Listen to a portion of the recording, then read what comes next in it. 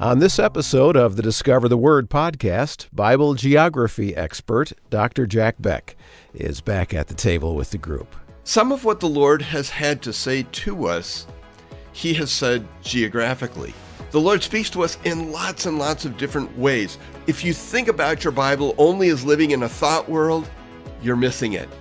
Bible stories live in real places, and we miss something if we miss the place. And so pull your chair up to the table and be part of the group as we go on what Jack calls a walking tour of the Gospels. He's going to ask us to follow him down the route that Jesus took on his last trip from Galilee to Jerusalem on his way to the cross and the resurrection. And so how does geography enter into that journey, and how can it enhance our understanding of it? Well, that's what we'll be discovering together with Jack Beck in this edition of the Discover the Word podcast.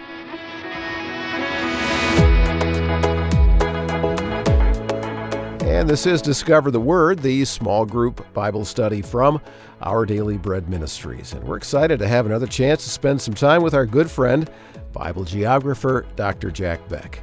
Jack was at the table with Bill Crowder and Elisa Morgan and Daniel Ryan Day in our last episode as well, previewing for us some of the locations that they'll be visiting in the fourth season of the Holy Land video series. And I do have a reminder about a project that we'd like you to be part of related to that I'll talk about later on in this episode. But this week, Jack is going to be doing the same thing he always does, and that's make the geography that we find on basically every page of the Bible more meaningful. Because as he's demonstrated so many times before, location always matters. And so let's get started on this walking tour of the Gospels and join the group as they welcome our friend, Dr. Jack Beck.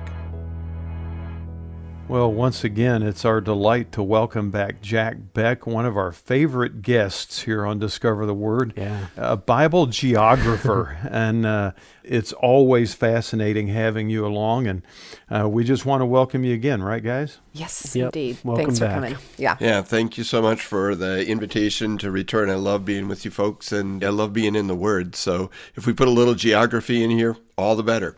And just to kind of give a personal testimony as we start this series of conversations, thinking about geography is like putting a new lens in your glasses when you read Scripture. You know, it's really been helpful to pay attention when geographical issues come up and think, well, what's the significance? So you've added a new lens to my Bible reading, and I'm so grateful. Thank you for the encouragement. I love it. Today we're going to shift gears slightly, not so much in focus as in media. So last week we had a chance to talk a little bit about the Holy Land film series. This time we're going to talk about a book that I have finished working on with Our Daily Bread Publishing. The name of that book is A Walking Tour of the Gospels. And it's not a full gospel commentary of the first four books of the New Testament, but more of a shallow dive into the things that I happen to notice as someone who walks the land. What is there about the place, the culture of the past, as you said, Elisa, that maybe is going to give us new insight into familiar stories. So glad to have a chance to walk through the Gospels a bit with you today. Well, where do you plan on starting us off, Jack? Well, let me say the whole week we're going to be near the end of Luke. Luke has something of a unique section. You know, as somebody with PhD in Old Testament, I feel a little like I'm in the wrong swimming pool here. But the reality is, what I know of the close of Luke is we have a series of stories that Luke seems to have collected together from Jesus' final walk to Jerusalem. And I'd like to dive into some of those with you and talk about the place cultural realities that I think come alongside the messaging. Yeah. That's good. I'm more of a New Testament guy, Jack, so maybe we can help each other out a little bit. But what you're describing is really the dominant feature of the Gospel of Luke. Each one of the four Gospels has kind of a dominant feature as to what the writer was trying to accomplish, how they were trying to accomplish it, and how they were trying to accomplish it for their audience. Luke's primary feature actually begins in Luke 9:51, where it says, "Then he began to make his way to Jerusalem." And so from Luke 9:51 all the way up to the triumphal entry is sometimes referred to as Jesus' journey to Jerusalem. And that's where you're going to take us this week. Yeah, and through a little different routing by my take. I think Jesus typically would have traveled to Jerusalem using the interior road. Some people call it the Ridge Route or the Patriarch's Highway, the road system that went down through the center of the country between Galilee and Jerusalem. This time he chooses to go farther east, down the Jordan River Valley. And that actually is going to play a role, I think, in our first story, which is going to be Luke 13. It's a parable, Luke 13:18 through 21. Short enough that I think we should put it out there for everyone. Sounds great. I'm happy to read that. Thanks, Daniel. So Luke 13, starting in verse 18, he said, "Therefore, what is the kingdom of God like? And to what should I compare it? It is like a mustard seed that someone took and sowed in the garden.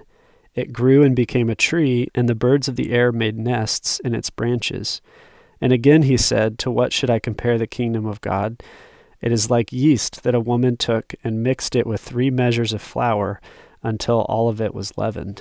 So there's kind of 2 parables in there. Yeah, absolutely so. And to circle back to the geography just briefly, oftentimes what Jesus is seeing as he's walking prompts the initiation of a conversation. And this one is about kingdom, right? I mean, it's right out there. What is the kingdom of God like? What is the kingdom of heaven like? And so why would that idea of kingdom service? I think it might have something to do with the route. As Jesus is walking down the Jordan River Valley, he's walking past a number of different regions with unique sorts of politics and unique leaders. He's walking past places like the Decapolis and Perea, leaving Galilee, heading down towards Judea. And as he kind of goes through this evolving set of quote-unquote kingdoms, perhaps that is what prompts the idea of, so, all right, we're walking past some kingdoms here. What's the kingdom of heaven like? And he quickly goes to 2 parables, as you said, Daniel. Do you notice a similarity between them? They both have something very tiny that creates something massive, all-encompassing. Yeah, I mean, it's just hard to miss that, right? The answer is brief and short, and we can do the theology without the geography and the culture, perhaps. So let's see what added value there might be. How about the first one? What's the first element of geography or natural history, I guess, better, that you might see there? Well, the mustard seed, and it's always caught my attention. I'm a real visual person, and long ago when I first became a Christian, somebody gave me a mustard seed encapsulated in a plexiglass or whatever you call it, lucite kind of ball. And I've just held it in my memory for so long because it is teeny tiny. Yeah, and one of the things when you're planting seeds that you look at is the back of the seed packet will tell you which regions you should plant something and where you shouldn't. And so there must be something related to the geography of why the mustard plant can grow there. Yeah. Yeah, calling all botanists, right? Sometimes the language of the Bible gives us a challenge in the fact that it doesn't have the scientific labels that, botanists might put on some of these plants. And so we have to kind of look at, so what is there about this mustard seed that might allow us to cite it more closely to something that's in the natural world of Jesus? Well, there's a few characteristics here that I think. It's got to be local, right? Daniel points out it's got to be something that grows locally. It must have caught Jesus' eye as he's walking. Secondly, it had practical value. This is something that people are putting in a garden, and they're not going to plant a weed in there. They want to plant something that has practical value. And the third thing that strikes me about it is it must have an incredibly small seed that generates a very, very large plant or tree in which birds can sit. So the answer is, I don't know. I'm not sure exactly what this is. There are a couple of species of mustard along the route Jesus would have been walking. One is called white mustard, which ironically has an incredibly bright yellow flower to it. I've never been able to figure that one out. That would fit the descriptor. Mustard was grown to make the condiment. There's a second type of mustard, though, same family, called black mustard. Produces a little bit stronger condiment. I don't know how you do with mustard. I don't do particularly well with hot food. But if you were of the ilk that wanted something that had a little bit more pop to it, you would grow black mustard. But to come back to your point, Elisa, the seed about 1 millimeter in length and producing a shrub, bush, or tree that's about 6 to 8 foot tall. I picture Jesus walking along, perhaps past some urban gardens or garden areas, and here's one of these trees growing, and Jesus says, Kingdom of God is kind of like that. Yeah. You talked about how he might be passing other kingdoms, the Decapolis, or, these other monuments, palaces, whatever places.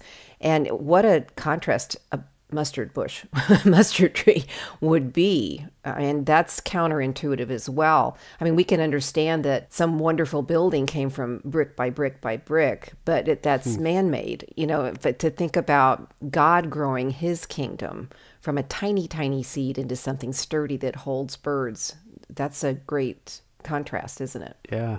It kind of reminds me of that psalm that talks about how lovely it is to dwell in God's dwelling place. And in that psalm, it refers to the birds in the temple. And so even the birds have found sanctuary in this place where God is worshiped. And it kind of reminds me of that here, this kingdom of God picture that came out of this little tiny thing is a thing that became something that provided protection and a home for even the birds. So, Jack, how do you draw a line to connect that with the parable of the yeast that comes next? I mean, other than they start with something small and create something big, do you see any other connection in there geographically or? I think thematically, maybe that would be the place that I would start. Thematically, I do. I see Jesus addressing a concern, right? We see him as this large figure because we have all the history and story. Imagine people meeting him for the first time. They're seeing the miracles. They're hearing the unique teachings. They're finding him to be something special. But, there were a lot of Galilean teachers wandering around who were making big promises that evaporated into nothing. And for all the world, what Jesus was talking about was a pretty small first century enterprise. We're not talking about tens of thousands of adherents. And so I think the question is legitimate. Could something that starts this small actually become anything? So he doubles down, right? I think to your point, Bill, we've just talked about something small that becomes large and significant. Is there something else in the culture? Well, how about we go to our bread? People ate bread every day. About a third of the ancient diet is composed of bread, and that means that you're going to have to make it on a daily basis. One of the great living memories I have from my early years as a child on my grandparents' farm were the red yeast packets. Do you remember these? Red Star or Fleischmann's yeast, something like that. And Jesus is talking about that same type of product, a product that you can mix in with the dough, creates carbon dioxide, the bubbles cause then the bakery to rise. I remember being on my grandparents' farm and watching that process, mystified by that process, but watching that process occur. But we're back at the same sort of thing, not with the red packets, but with a little piece of fermented bread dough that would be pitched into the larger batch of bread that was being baked. And the outcome, well, we have this very tiny amount of yeast producing this rather significant outcome. I think, again, given the fact that people are involved in making bread on a daily basis, this is something that Jesus, again, is tapping into a very local experience. I'm way outside my depth on this, Jack, but what you just described sounds a little bit to me like my limited understanding of how you make sourdough bread. Because with sourdough bread, you have to have a starter to begin with. Yeah, I can jump in there because I do that many weeks. And to make 2 loaves of bread, I actually only start with 25 grams of starter that makes 125 grams that then goes into the recipe. And that's compared to 1,000 grams of new flour and 700 to 800 grams of water. So you're talking about 1,800 grams of the non-fermented thing that's fermented by 25 grams of the starter. And this all sounds so mathematical, which is why I don't bake. So picture a handful, Elisa, to half a bag of flour. How's that? Thank you. So here we are. We're on the backside of these 2 parables, maybe something less frequent to our human experience, but very much a part of the outdoor experience and home life of people in Bible times. And Jesus is saying, when you do these things, when you see these things, think about the kingdom of God, and don't be discouraged by the fact that what I'm talking about looks small and insignificant at the moment. Because what's going to happen with that mustard seed, what's going to happen with that little bit of yeast, is that we will grow an international kingdom with a reach that spans the globe. I know it because I'm a product of it. Yeah, Jack Beck, and the first leg of taking us on a walking tour of the Gospels, especially in the Gospel of Luke, and taking note of some of the events and the teachings of Jesus as he made this final trip from Galilee to Jerusalem. And of course, since Jack is a Bible geographer, he's helping us to see the significance of location and place in what we're reading there in Luke's Gospel. Now, Jack also includes a lot of things under that heading of geography, like in that last segment, with vegetation and cultural factors. Now, in this next part of the conversation, he points us in the direction of a couple of other images that include wildlife and cultural perspectives that he also considers geography related. And so let's listen. There were places Jesus chose to go, and there were places Jesus had to go. And what I'd like to do today is talk about the place that Jesus had to go, Jerusalem. He says that with great clarity in Luke 13:31-35. Let's join the word there. Sure, I can read that. At that time, some Pharisees came to Jesus and said to him, "Leave this place and go somewhere else. Herod wants to kill you." He replied, "Go tell that fox, I will keep on driving out demons and healing people today and tomorrow, and on the third day I will reach my goal. In any case, I must press on today and tomorrow and the next day, for surely no prophet can die outside of Jerusalem." Yeah, it's really powerful. And I think it answers a really important question. Why did Jesus have to go to Jerusalem? What is it that what is it that motivated Jesus to go to Jerusalem? The Pharisees are going to suggest he should be motivated by one dimension of travel necessity, and we're going to hear Jesus counter with an alternative as to what it is that motivates this necessary trip to Jerusalem. Yeah, they try to tell him that he needs to travel in order to escape, but he's actually traveling to put himself in even greater danger, right? Exactly so. Which is kind of surprising, right? Because the Pharisees, we always think of them as the bad guys, but perhaps this small group of Pharisees actually is caring for Jesus and wanting to protect him, which is interesting. Very surprising, Daniel. Yeah. I agree. And we do know it's scattered throughout the Gospels and the book of Acts that there are some who did come to believe in Jesus, and so they would have had, I guess, more concern than maybe the others. Yeah, I'm a little less confident of that view. No surprise, right? The great contrarian from the geographical world shows up. There's one of these passages that as a geographer, I don't want to say I cringe at, but I think other people may cringe at it when they try to do the geography. It's that verse you read, Elisa, Luke 13:31. Leave this place and go somewhere else. Anywhere else, yeah.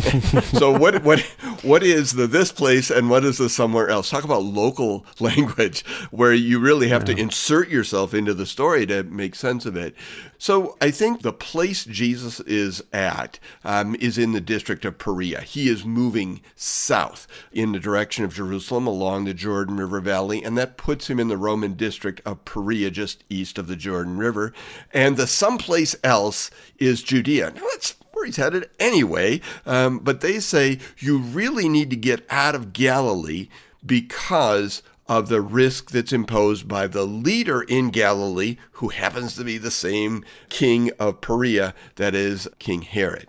I love Jesus' response here because I think it has been less well understood. Jesus says, "You go tell that fox, I'll do what I want," essentially. Right? So he's comparing this Galilean Perean leader to a fox. So let's start here. What do you think of when you think of a fox? I think it's something crafty, Yeah. wily in a sense. Start picturing kids' stories like Aesop's Fables or something like that, and how the fox is the one that tricks someone into doing something. Yes, the trickster character. And that really comes into the arena from the Greek world. And I wonder whether or not that is what Jesus has in mind. First, because I'm considering his audience, and are they going to know those stories well enough to have created the picture you and I do from those stories? And secondly, if Jesus is characterizing Herod Antipas as a crafty guy, it seems like a bit more of a compliment than Jesus is offering. Let me suggest an alternative view. The fox that may have come to mind for Jesus' original audience would have been this little red Palestinian red fox. And when we think about travel stories in the Bible and think about the potential risks of travel, one of the things that will come up again and again, even into the New Testament era, is the risk of large predators. The Asian lion, the Syrian bear, the Iranian wolf. These were the top-tier predators that could take advantage of unwary travelers in the open country. I think that the Pharisees are saying to Jesus, you need to get out of our area here of Galilee and Perea and go to Judea, because Herod is like one of those top-tier predators that is threatening you. And Jesus counters that with a different picture. You go tell that fox, the nuisance thing, the thing that, knocks the unripened grapes off the vine, not a threat to travelers in the ancient world. I think that may be how Jesus is pushing back, particularly if I've got it right, and we're talking here about motivation. What's motivating Jesus to go to Jerusalem? It's not because he's afraid of Herod Antipas and what he might do to him in Galilee or in Perea. He says, no, you're characterizing my move as a move to escape from Herod Antipas. I'm not worried about him. I don't want you to misunderstand it. Yeah, not to mention, Herod really isn't obviously he can do some damage, but he's not the most powerful, right? And who ends up executing Jesus isn't Herod. And so even in that way, it kind of plays into that, where Herod is actually the less scary, even though he did some really evil things too. Yeah, Herod does pop up in the Passion narrative at one point when Pilate finds out that Jesus is from Galilee and he hears that Herod's in town, apparently for the Passover. He sends Jesus to Herod, and there's a little interesting subnote there where when Herod's disappointed that Jesus doesn't put on a show for him, he sends him back. But then it says, and Herod and Pilate became friends that day, because up to that point they had kind of been at odds with each other. Yeah, it's an interesting sort of window through the news station into the politics of that day, right? Exactly. So we have a reality going on here that there's tension there. But I think the big idea is, what is pushing Jesus towards Jerusalem? And the first picture from the natural world makes use of the Palestinian red fox. And the first picture is, look, I'm not leaving Galilee and Perea and going to Judea because I'm afraid, right? Then turn the page, and Jesus goes to another picture from the natural world. See it? Yes, I do. Let's lift it up. Yeah, verse 34 and 35. Jerusalem, Jerusalem, you who kill the prophets and stone those sent to you. How often I have longed to gather your children together as a hen gathers her chicks under her wings, and you were not willing. Look, your house is left to you desolate. I tell you, you will not see me again until you say, blessed is he who comes in the name of the Lord. Yeah. This mother hen, with her little baby chicks, gathered up under her wings. And I think of an illustration I heard one time in a National Geographic where a forest ranger was checking after the fire that had just ravaged his region, and he came upon the charred body of a bird, and he kicked it over with his foot, and little chicks scurried out, and the mother had provided her life for these little chicks. That's what comes to my mind. That's Jesus Powerful. right there. Yeah, when you point to verse 34, it paints a very different picture than verse 33. 33 makes it sound like he's going Jerusalem missionally, because that's where prophets have to die, and he knows that's his destiny. But in verse 34, you get the heart behind the mission, whereas he's doing it to protect and to care and to love. And that's kind of hinted at, too, at the beginning of 32, where he's going to cast out demons and perform cures today and tomorrow too. So there's that care and that compassion that Jesus really has characterized all of Jesus's ministry. It's interesting to me that these two images of the Palestinian red fox and the hen gathering her they create two very, very different pictures. And yet they seem to circulate around this same question. So what is it that's motivating this trip to Jerusalem? On the one hand, it isn't fear of Herod Antipas. He's not making the move to Judea because of fear. In fact, he knows, as you observe, Bill, I'm going to go there, and this is the place prophets go to die. That's why I'm going down there. But what makes me go there? Not fear of that, but love and care and concern for my people there. Jesus would carry the cross to save these very folks from their own worst selves. It's amazing, isn't it, the love that says, I am going to love beyond your hate for me. For those of you who want to see me dead, okay, I'll go to the cross. But I'm not going because I'm afraid of being somewhere else. I'm going because I'm so in love with all of you that I can't do anything else. He would carry a cross to save them from their own worst selves, and he carries his cross to save us from our own worst selves.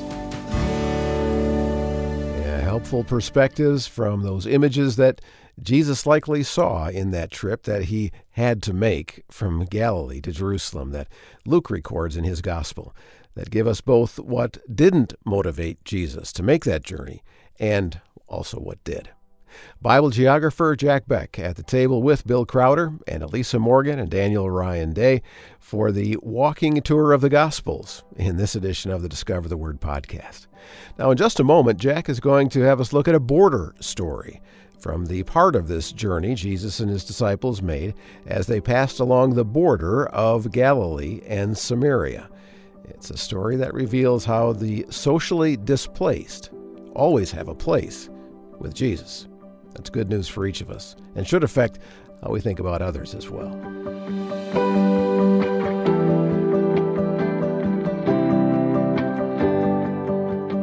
Now, as Bill and Elisa and Daniel all said earlier, Jack is one of our favorite guests here on Discover the Word. But Jack Beck's influence as our Bible geography expert here at Our Daily Bread Ministries is not limited to just these conversations on Discover the Word. He also has written books and been involved extensively in video productions with our film team. Now, currently, there are 3 seasons of The Holy Land with Jack Beck videos that are available on our Daily Bread Media Hub. Just go to odb.org/media and search for those Holy Land videos. And right now, Jack and our film team are in preparation mode for one more trip over to the land to film a 4th and final season of this video series. And because of our connection with Jack, we thought that the Discover the Word audience would have an interest in helping fund this production. Now, as with everything, costs have risen dramatically, and the price tag on taking a crew and doing a production of this magnitude is significant. And so, would you help us financially?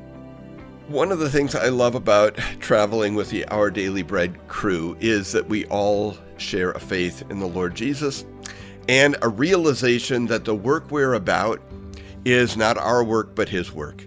And there have been a number of times where something has happened in country with the crew and the trip. We ran into a problem, right? Could be as mundane as traffic, could be as critical as a political situation that shifted our capacity to do what we had planned to do. Every single time the Lord opened a new pathway. Sometimes the Lord just moves these pieces around on the table in a way that I don't expect them to be moved. And I love the way the Lord provides. If the Lord has blessed you in a way that you can, He may be saying, hey, come alongside us. I would love to have you join us financially in supporting this work. Yeah, thanks, Jack. And so if you would like to partner with us in helping fund the production of this 4th season of the Holy Land film series with Jack Beck, right now you can go to our discovertheword.org website, click Donate, and you can give right there. All the money collected now through the end of June will go toward this project. Again, that's at discovertheword.org and click Donate.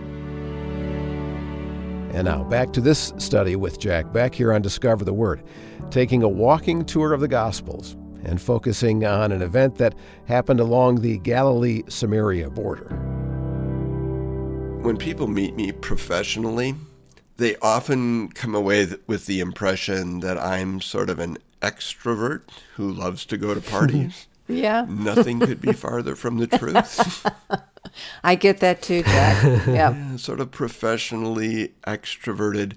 I tend generally to feel uncomfortable in social settings where there's lots and lots of people. But I'd like to tighten the focus. There are folks who are socially displaced in all eras. And I think the story that we're looking at today takes us into that category of the human experience, those who feel socially displaced. And where is it that they find a place within the Christian message? Where do they find their place with Jesus? The story is a powerful one for helping us answer that question, I think.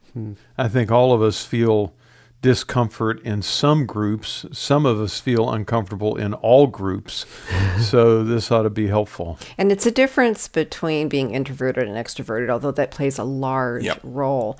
There are reasons for our discomfort, whether it's a disqualification of, I come from divorce or abuse or poverty or whatever, my broken story. Or sometimes it's a giftings, and I'm not a platform person, I'm a behind the scenes person. We can bring on our own discomfort and we can feel that sense of not fitting in just about anywhere. Yeah. And oftentimes that not fitting in comes because other people have told us at some point we didn't fit then in. there's that. Right? The hurtful memories that we all have. And add to that maybe not speaking the same language as those around you, or not having been raised in a faith as those around you have been, or, we can go on here. So, what it comes down to is we live in a world that's constantly dividing itself into us versus them. Oh, that's good. Whoever the them might be at this moment. Yeah.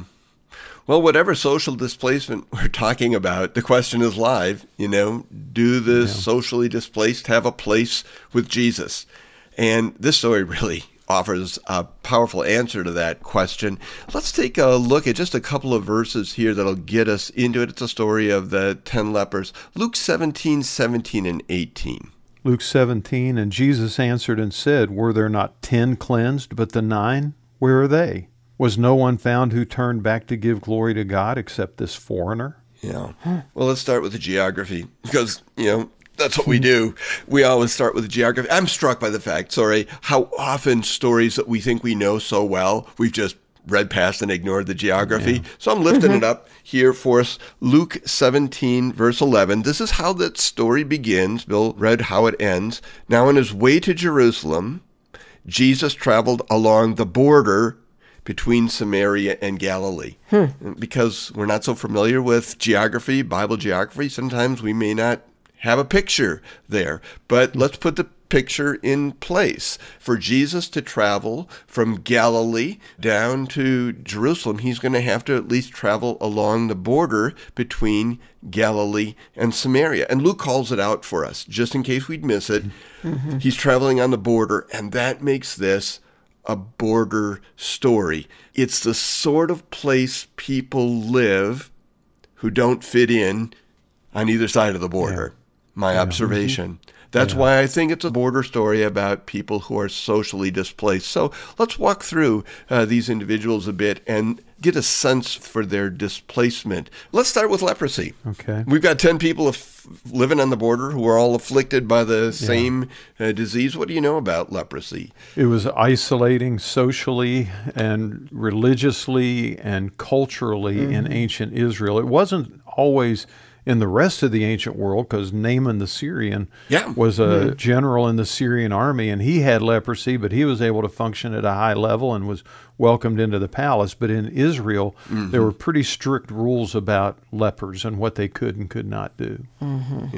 We have a modern-day leprosy. It's called Hansen's disease, and I don't know how that really differentiates from this, Jack. Yeah, I think it's hard to create a one-to-one relationship here. It seems like the word that we have in the Bible that's translated leprosy is used for a variety of skin ailments of one kind or another, everything from psoriasis to that sort of thing that's apparent to others. So I wouldn't immediately, like you said, Elisa, jump to Hansen's disease. But to Bill's point, whether you're living in a Jewish or a Samaritan culture, this is an isolating reality. And I think what's striking about it is that we've got people living on the border because they probably don't fit well on either side of that border because they've been afflicted with this illness. So we've got 9 of those folks who are Jewish, and then we've got one man who shares the disease, but not the cultural connection. He's a Samaritan. Yeah, so you've got 2 problems that this guy's dealing with, both of which make him unacceptable in Jewish social culture. The leprosy disease would require him to stay away from people. The fact that he was a Samaritan, I mean, we have a lot of information on that in John 4, and Jesus' encounter with the Samaritan woman, how we're told in that chapter that the Jews had no dealings with Samaritans. Yeah, the story in 2 Kings 17 is going to be, for those who want to dig deeper into the historical roots of that, is where this all occurred. 800 years prior to our story, the empire of Assyria came in. They deported the Jewish residents of that space, imported non-Jewish folks, eventually ended up having to commingle both Jewish and non-Jewish folks together, and resulted in a community that has some connections to the Jewish faith, but not always the ethnic, genealogical connections to the Jewish faith. And as you said, Bill, John 4, verse 9 says that there was tension that developed between the two. That's a story that comes to us from the time between the Old and New Testament periods when a Jewish king went in and destroyed the Samaritan temple, and that has a legacy that lives on into the first century time of Jesus. You know, and times that I've been in the Bible lands and talking to, whether it's our Israeli guide or people at the restaurants or whatever, I'd often ask them about their faith, and what they would say to me, Jack, is, well, I'm Jewish, but I'm not religious. And so here you have a case where you have a Samaritan who is being excluded, not just ethnically, but also religiously, whereas today maybe that wouldn't happen. Yeah. I think it's interesting, too, the way he comes to Jesus. You know, he prostrates himself at Jesus' feet and thanks him. There's a genuineness and a humility and a honoring of Jesus, all of that tied in his response. You know, it's already one good thing to come and tell somebody thank you. Yeah. But to lay at someone's feet and to give them that much honor, and it shows that when the group of lepers was praying, Jesus, have mercy on us, that this Samaritan had taken that really seriously, that when he received that mercy, he came back and laid himself at Jesus' feet and thanked him. Yeah. There's something very humbling, but also faith invested in that gesture. It's like he's really acknowledging his deity, I think, maybe we would say. Yeah, I think there's also something here with Luke, because this is now at least the second time that Luke has made a Samaritan the hero of a story. And that would have been shocking to the Jewish audience. It is, and I think you're right, Bill. And I think what we're seeing here is Jesus wading into, as he so often does, wading into a group of people that socially were not viewed very well. Sure. The infirmed, you know, the lepers, the blind, the deaf, the demon-possessed, on and on, the woman with the issue of blood, the dead, everybody that was unclean and unacceptable. And Jesus just sweeps that away. I mean, he just sweeps away those social distinctions. He treats everybody out here on the border in the same way and sends them all, this is interesting to me, sends them to Jerusalem. Now, in Jerusalem, the high priest was sort of the public health officers. So they were the ones who were able to inspect the individual who had leprosy and were able to declare them recovered from that skin disease, which would allow them, of course, to re-enter society in the fullest possible way, including coming to worship at the temple in Jerusalem. Now, Jesus said, all of you go. It seems to me like the Samaritan had the least to benefit from. Yeah. He's not going to be interested in that public health officer's declaration. Nobody back in Samaria is necessarily going to see that as defining. So suddenly he's with a group of people with whom he shares this disease. They're healed from that disease. They're all moving towards Jerusalem. And I think the realization comes, I don't really fit with you anymore. Right? Mm-hmm. You're going to a place that you now fit, but I still don't fit there, even though all of us are healed. Yeah. And what does he do? He comes to Jesus. He falls at Jesus' feet, yeah. He pivots. He pivots and goes right back to the only place he seemed to fit. Right on the border between Samaria and Galilee. I mean, it doesn't seem to have been very much elapsed time. Jesus heals them, he sends them away, and almost immediately we have a sense that he's right back, maybe taking a few steps before realizing, I don't have anything in common with these other folks anymore who've been healed. They're going to go back to their Jewish families, their Jewish worship. They're going to go back to Jerusalem, but what about me? Yeah. Well, all sorts of questions hang around, especially the fact that I had this disease and maybe the fact that I was hanging around with a bunch of Jewish people. Yeah. And that becomes socially unacceptable reality for me if I'm going to go back home to Samaria. So he returns to the one person who has extended acceptance to him. And I love the power of that picture because it teaches in this very visual and very tangible way that the socially displaced have a place with Jesus. And I would just say to anyone who's feeling like they need to stay on the border, who they don't really fit in any of these places, for all of the reasons that we sometimes make people feel unacceptable, that Jesus isn't that guy. He is not someone who finds us unacceptable, no matter what we bring to him. For anyone who maybe feels like they're on the border, they don't fit in. Maybe people, please realize Jesus is waiting for you. He's waiting for you because he loves to embrace people whom others have seen as socially unacceptable.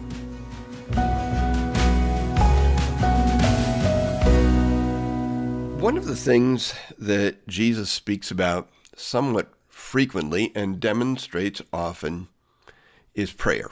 Yeah. He talks about how to pray. Yeah, we have the Lord's Prayer. He talks about where to pray. And he frequently talks about persistence in prayer. And truth be told, that third part is a tough one for me. Kidding. No kidding. You're the only one, Jack. I like to push a button and see an outcome. Mm-hmm. And man, so often prayer is not like that. Yeah. You know, what do I do when I pray and don't seem to be seeing an answer or an outcome? Jesus is talking about persistence in prayer in the story from Luke that we're looking at. Again, it's a story that's going to be a travel story as Jesus has left Galilee, making his last trip down to Jerusalem, heading down the Jordan River Valley.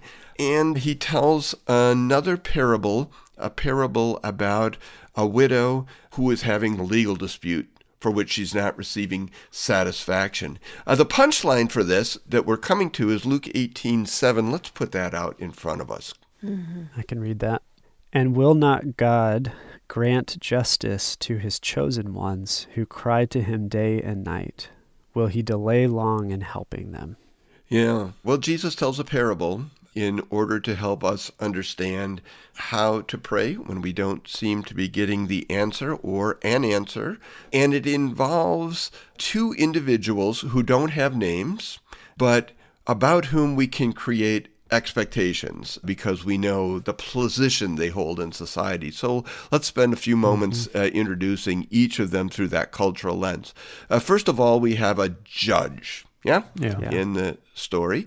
And when I think about a judge, I tend to think about someone different than the Bible has in mind. Mm-hmm, mm-hmm. Yeah, I was just thinking that. Somebody behind a big desk, wearing black with a gavel, getting ready to make a legal judgment and then slamming the gavel down. And that's why it makes good TV. Yeah, and maybe in our society typically deserves the title, Your Honor. Yeah. It's someone reputable, someone wise, someone of good reputation, someone that can be trusted to weigh matters and make a just decision.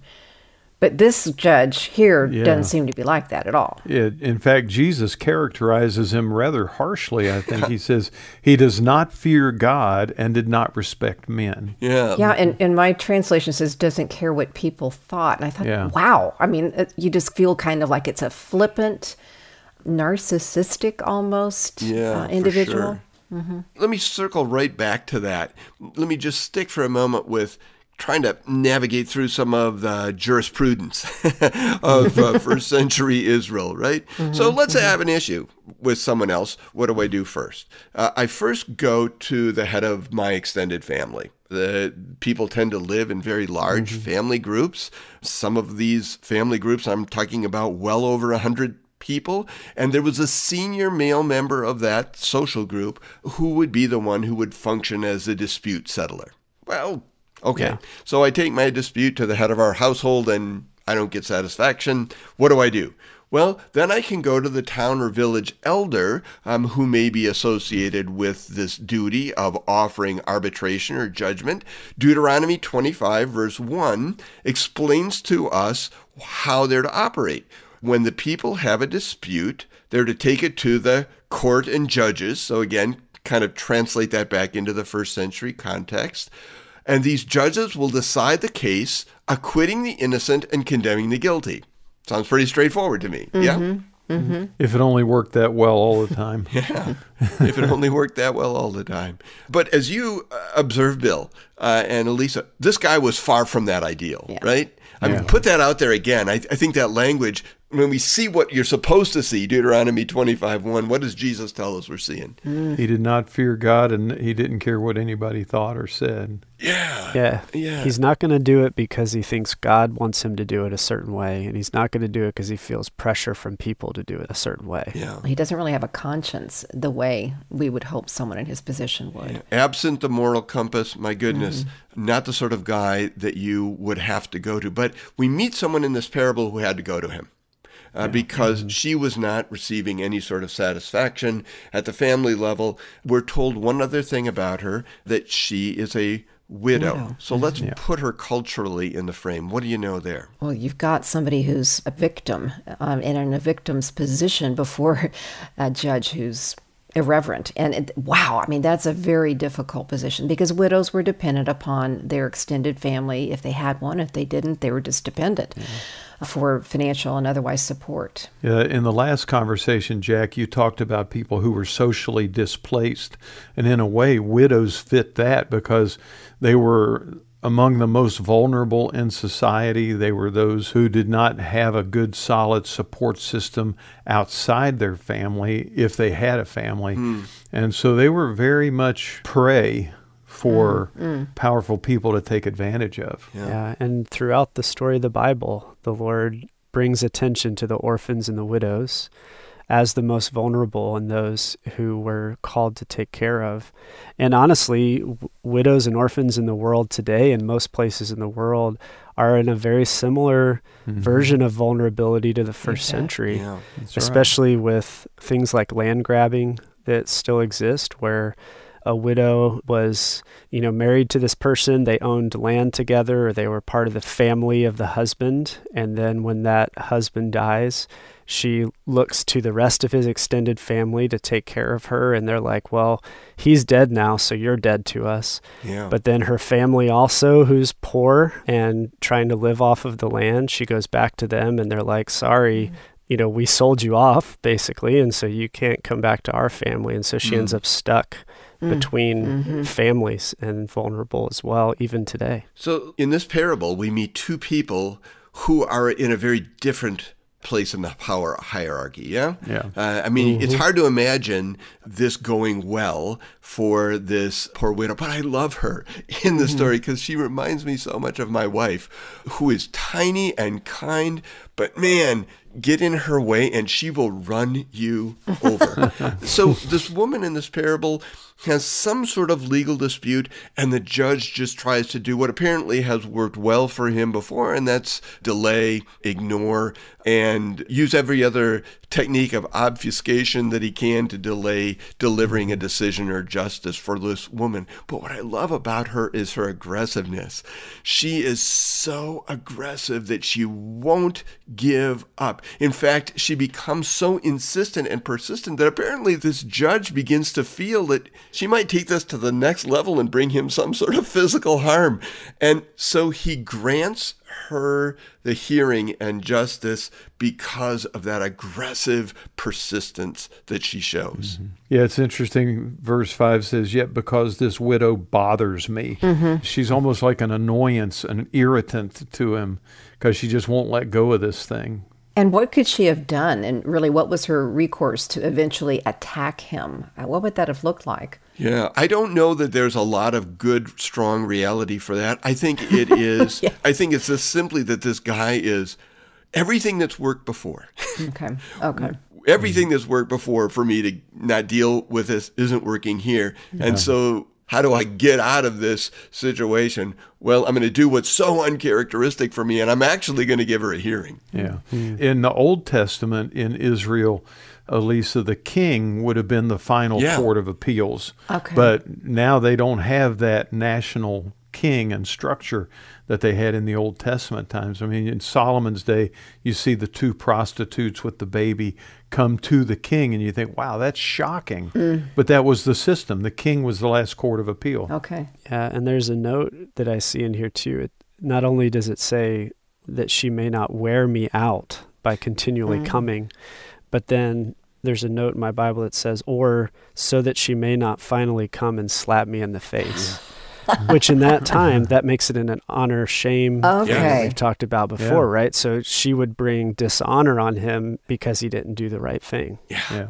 So the question is, why does Jesus tell this parable? Why does he narrate this story? And it all starts at Luke 18:1, so that we should teach us to pray and not give up. And there are two things that come out of the back of this parable for me that are helpful to me. Maybe they'll be helpful to you and others as well.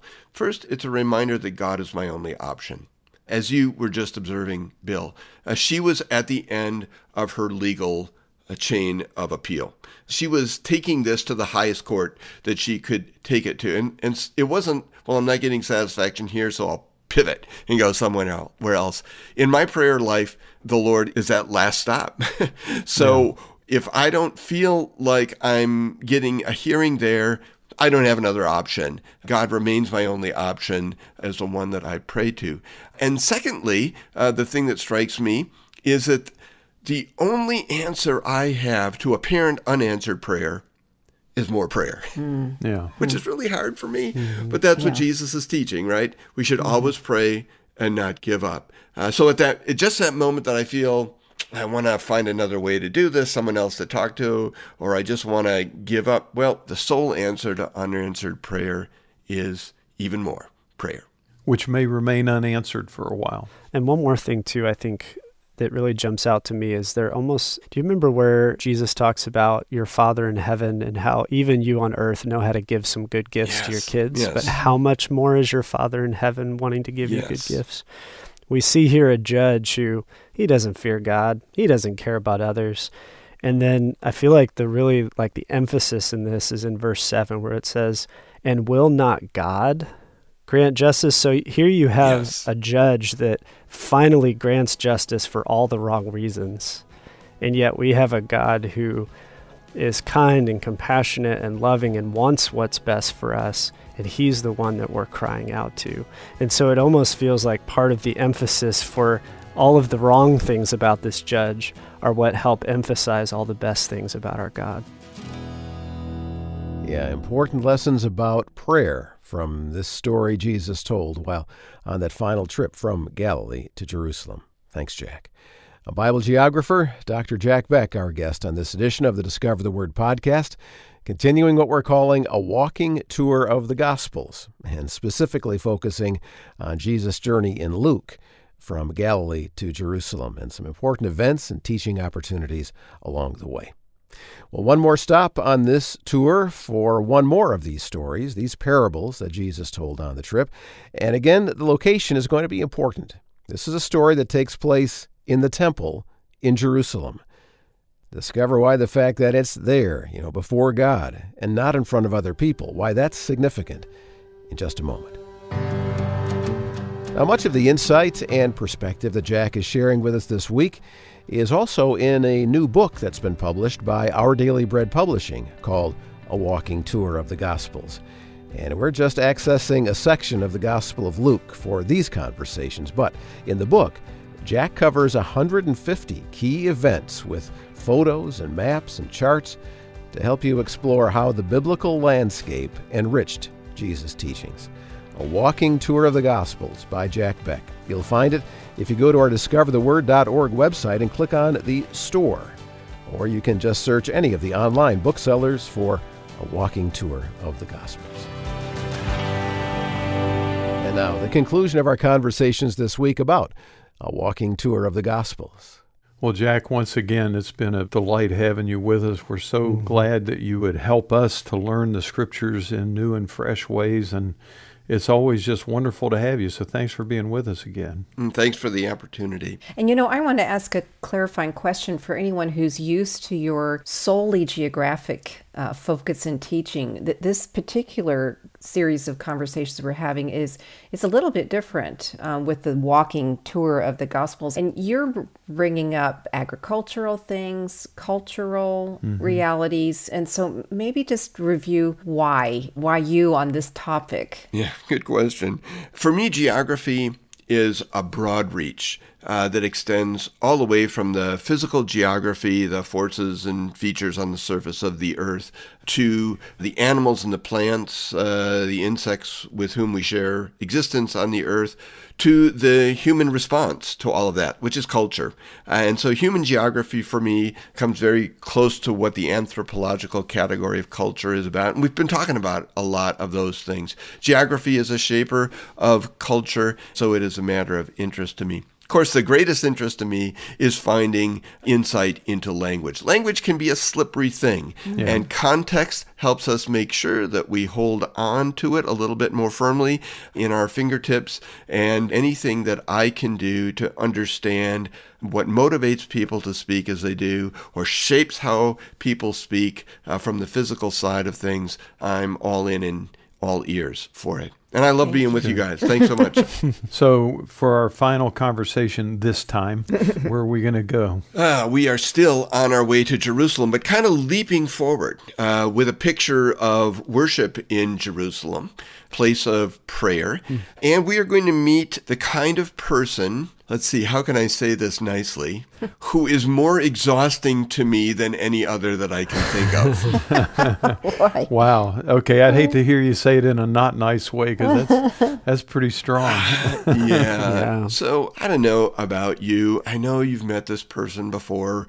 They're a person who is very self-absorbed and feel like everything that they are and do is better than everything everyone else has. Their children are more talented than yours. Their work is more meaningful. Even their dog is smarter than yours. You know the sort of person I'm talking about? Yeah, I think we call that the humble brag these days, where everything that comes out of their mouth, it's like they find humble ways, quote unquote, to drop in, oh, I met so-and-so, and I did such and such, and I flew to this country, and I've made all this money, and all that. And then maybe if they're Christian, they'll throw in, praise be to God. Exactly. There's a little cherry on top. And sometimes all that stuff gets assembled together in the annual Christmas letter. Yes. Well, Jesus is going to talk about that person here, and a caution that God's view of the self-righteous is not the view that they have of themselves. It's a pretty powerful cautionary statement. Luke 18:14. Let's put that in front of us as our lead. I've got it. I tell you that this man, rather than the other, went home justified before God. For all those who exalt themselves will be humbled, and those who humble themselves will be exalted. Yeah. Eek. Yeah, and that's how I think we're supposed to feel. Yeah, I mean, all of us are going to have to deal with folks who have this, and I'm not talking about self-confidence. I'm talking about an overt overconfidence in themselves to the point of that self-righteousness. How does God think about them? And Jesus tells this parable to help us calibrate their place in the kingdom. Yeah. Yeah. And all these parables, I think we have a tendency to try to make them all about one idea or one point or identifying with one character. But these stories invite us in to change how we see not just others, but see ourselves and see how God works and stuff like that. And I feel like the invitation in this parable is whenever we see the Pharisee who exalts himself as the other person that we're never like, we're actually being the Pharisee. And so part of the invitation is in this story is to see us as the times when we're the Pharisee or the tax collector, either character. Yeah, I think you're right, Daniel. I think one of the challenges when we read stories in the Bible is to ask ourselves where we might fit in that story. And when you have the self-righteous Pharisee versus the humble tax collector, you say, well, which one are you? I would have to say it depends on what day it is. Because I kind of live in transition. One time I remember exiting an aircraft, and the man in front of me had a book faced out, and the title said, "Be Like Jesus." And I thought, well, that's interesting. And he bolted in front of everybody to the end of the gate where the bags had been placed and grabbed his and shouldered everybody out of the way, still with his book cover out, "Be Like Jesus." And I was like going, whoa, bro, are you? Are you? And, as I'm walking down the concourse, that arrow turns back towards me. Well, aren't I judging you, right in this minute? And yeah, Bill, I appreciate that. It depends on the day, because I can slip into that self-righteousness really easily. Yeah. Well, Luke is putting us in company of Jesus again. We are not in Jerusalem yet, but on the way. And the place that people are most likely to think of when they think of Jerusalem is the temple, the place where God made his presence known in special ways throughout the ages. No surprise then it's a place that people would come and pray to the Lord. Prayer was very much a part of why I might choose to go to Jerusalem and go to the temple, to feel that sense of a proximate near God rather than one who is transcendent and far, far away. So the picture is not an unexpected one, that we meet some people praying. We meet two people who could not be more different from one another. They fit in two very different social categories. So let's unpack them before we look at their actions and behaviors. Starting with the Pharisee, what do you know about these folks? Well, they thought it was all about living in obedience to the law by their own strength, in a sense. And so the better you were at keeping the law, the better person you were. The better person you were, obviously, the more God would like you, and the more status you would have in the community and all those things. So it was very much a works orientation, we would kind of refer to it today, I think. Yeah. And the Pharisee here is, just congratulating himself in verses 11 to 12 about not being like tax collectors, evildoers, etc. In verse 12, he fasts twice a week. He gives a tenth of all he gets. It's very jot and tittle. I've got this spreadsheet of how I'm going to obey, and everything's checked off neat and tidy. And that's really the definition of self-righteous, isn't it? Because righteousness, we've talked about before on Discover the Word, is right relationship with God. And so how do you have a right relationship with God? Well, it's up to me to do all the right things to keep God happy and for him to be pleased. And so that self-righteous, self-regulating relationship with God, it's all up to me to make it happen. And I can almost kind of identify with some of the language that he prays. I don't want to beat up on him too much, because I'm like, I thank you that I'm not like a thief or a rogue or an adulterer. And then we really get a sense for what he means when he says, or like this guy next to me, right? Yeah. Which is kind of where it really feels like it goes too far. But you almost can kind of get this sense of like, I'm thankful for the way the Lord has drawn me out of all those things that I could have been or whatever. Yeah. It's striking to me that the Pharisees' stated impression of himself is likely been reinforced repeatedly by others around him. So Pharisees were really, and we tend to look down on them because of Jesus' critique of them in the Gospels, but in first century Jewish society, these folks were really held up as folks who were getting it right rather than folks who were getting it wrong. They were forming societies where they studied the Torah, and they looked for ways to extend Torah legislation into day-to-day living. They were policing one another's behavior, saying, hey, are you living up to the high standards that we're setting here for our society? So they tended to be folks that Pharisees tended to be people that others would look up to and say, that's what we would like our kids to grow up to be. Now, put that picture against the foil, which is the tax collector. Unpack him for me.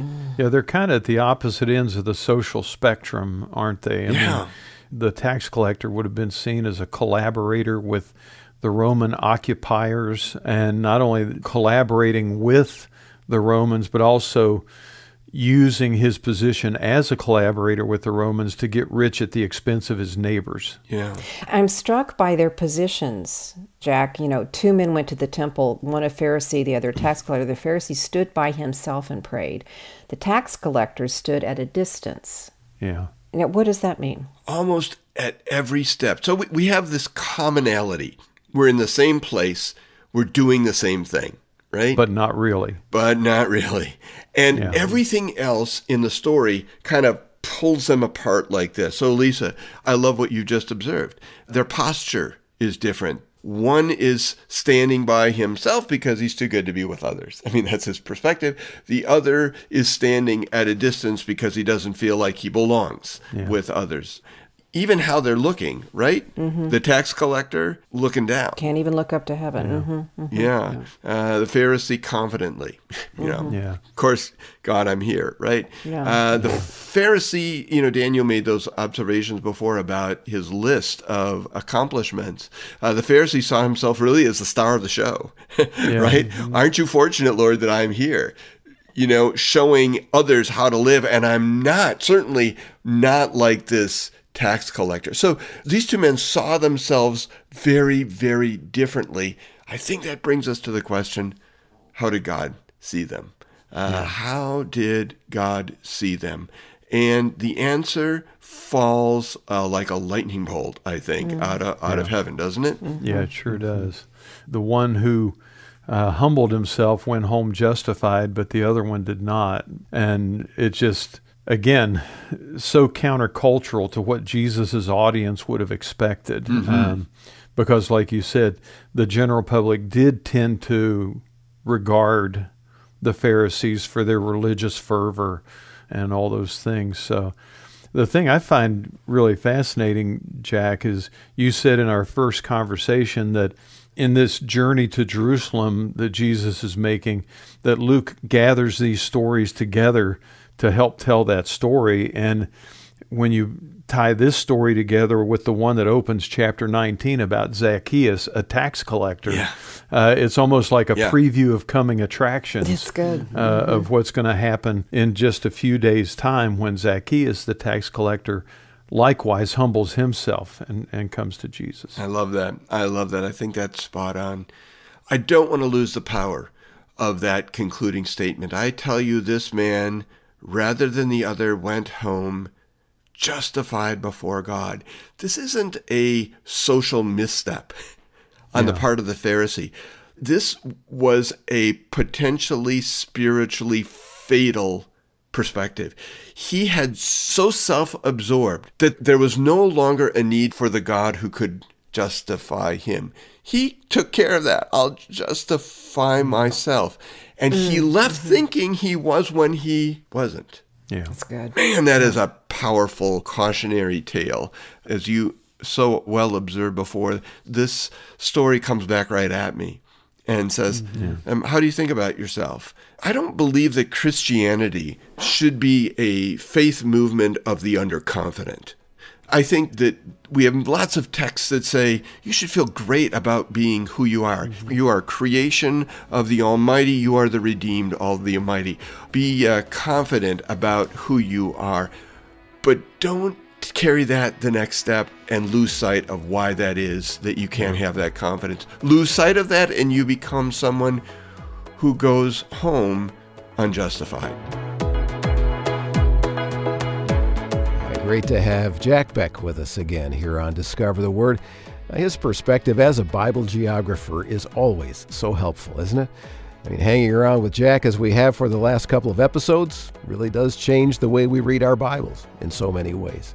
So thanks, Jack. This time for taking us on a walking tour of the Gospels and focusing on that crucial journey Luke highlights from Galilee to Jerusalem.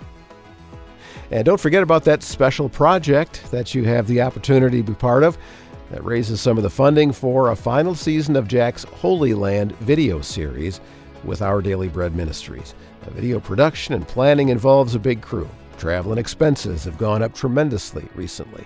And so our connection with Jack through Discover the Word makes us want to help, doesn't it? So if you want to join this effort, go to discovertheword.org, click Donate, and you can give right there. I hope you will consider partnering with us in this way. Well, in our next episode, Daniel will be leading a series with Elisa and Bill and Rasul Berry going through the New Testament book of 1 John. Reflect with us on the words of an older man who had spent significant time with Jesus that reveal how the experiences he had with our Lord shaped him to see God and the world and others and himself differently. Study 1 John with us on the next episode of the Discover the Word podcast. Well, thanks for listening. I'm Brian Hettinga. Discover the Word is provided by Our Daily Bread Ministries.